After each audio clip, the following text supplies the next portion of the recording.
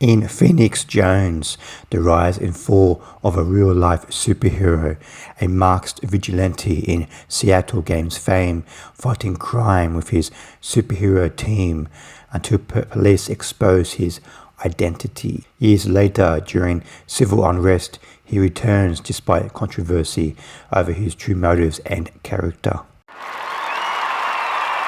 Phoenix Jones, The Rise and Fall of a Real-Life Superhero, is directed by Bayan Junum, and this film is his directorial debut. And Phoenix Jones just debuted at the 2026 South by Southwest Film Festival.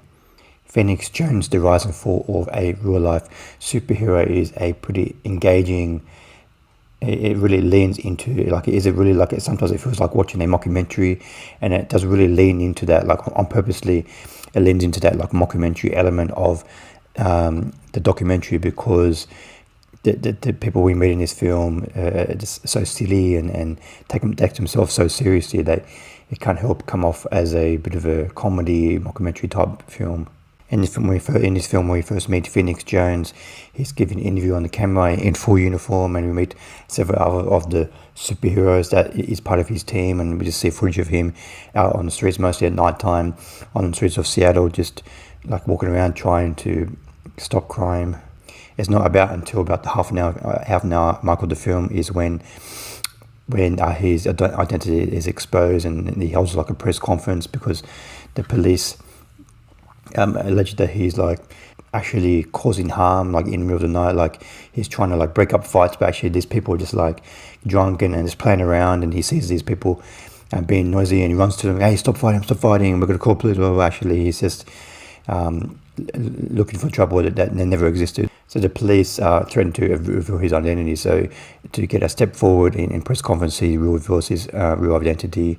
And in the video, in documentary, in this film, he's sitting down, and when he takes off his mask, it's one of the funniest moments in the film, because he has like his huge head of hair, and my image of what he looked like was completely different to when he looks like in his mask. And several times, especially in the first half of the film, every time he takes off his mask, about 3 or 4 times, it's just a comical element of the film.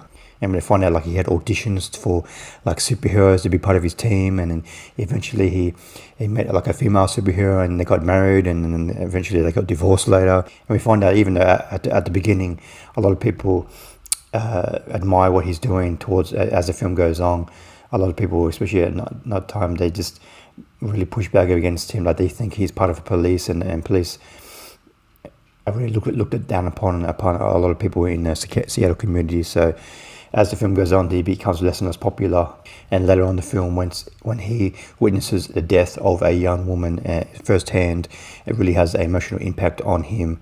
And after that, he becomes a really downward spiral. He gets involved in like drug dealing, drug possession, and drinking too much and gambling, and he gets divorced from his wife. And then later on in the film, once he's officially retired from this Phoenix Jones superhero thing, we see him later in life. He's connecting with his son, and he just does like meal delivery, DoorDash, Uber Eats type thing, as he has his full-time job. But sometimes he still gets recognized, and sometimes he still in the middle of the night he'll see like other like superheroes dressing up and doing the same, copying what he used to do. For me, I found this film very entertaining for the most part. There's a lot of twists and turns throughout the story, and as I said before, that like mockumentary comedy element of the film really goes in on that. So it makes it really entertaining and quite amusing.